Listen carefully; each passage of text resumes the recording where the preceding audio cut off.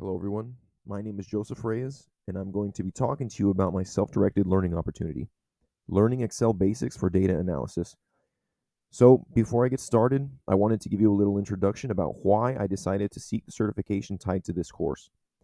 I currently work in research at the University of Texas Rio Grande Valley and am constantly dealing with mountains of collected data that our study requires to meet our project needs. The primary application I use for data management is Excel. I use it to manipulate, clean, and even do preliminary analysis of data to get an idea of the results we might see when it's run through an analytical based software once the research is complete.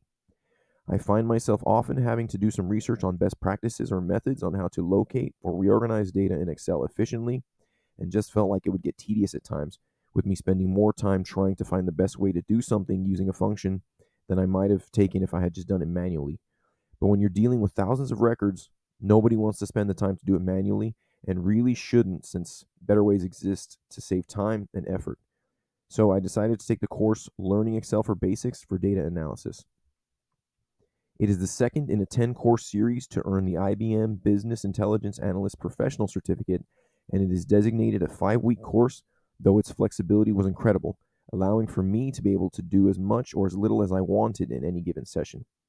I completed this course, but still have 9 to go, though if the others are anything like this, I know achieving the certificate will be something I, or anyone else who might desire to seek it, can do with minimal effort, as you can take it at any pace that is comfortable for you.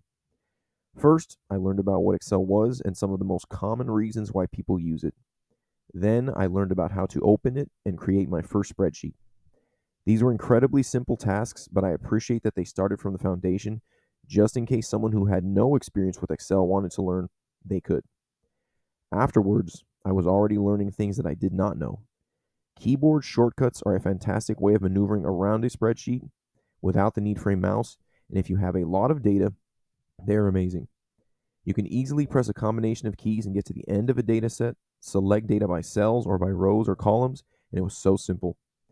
I knew I was going to learn a lot because it was the first week and new knowledge was already being presented. In the next couple of weeks, I was learning how to enter, edit, format, and clean data with the use of functions. Here's where things started to escalate in difficulty, but not by a huge margin, though I was finding myself starting to slow my pace so I could make sure I was grasping every bit of relevant information and taking my time going through the assignments to ensure it would be retained. In the fourth week, this is where it got more difficult for me.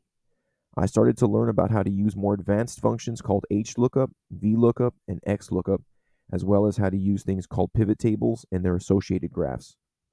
The aforementioned functions essentially allow you to pull specific information in either rows or columns based on meeting certain criteria, whatever criteria you specify.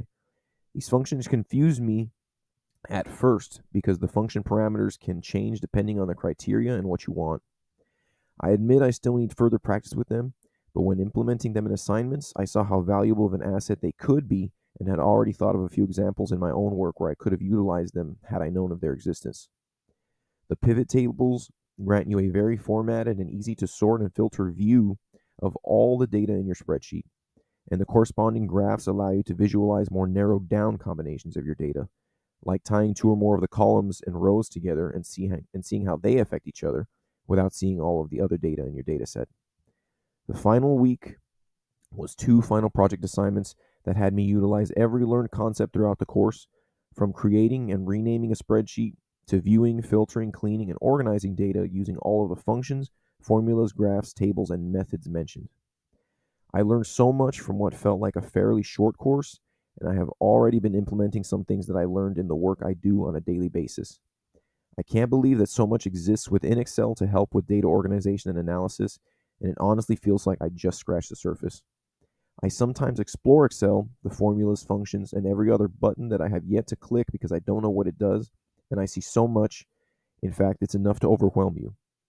The reality is that you probably won't find a use for many of the features that exist, but there are so many that you can. So I would encourage others to take this course, if not to seek the certification, then just to gain some insight into some of the complexities and intricacies that exist in Excel. The course also offered a lot of hands on opportunities to really hammer in every concept taught from each module, and that is just another reason I felt it was so successful because the likelihood of retention was very high. I know I won't soon forget what I learned, especially since the knowledge is so useful and will be used perhaps every day by me. If you use Excel in your educational and professional life or plan to, then I guarantee you this course can greatly benefit you and there's no pressure at all. So you have only to gain and nothing to lose.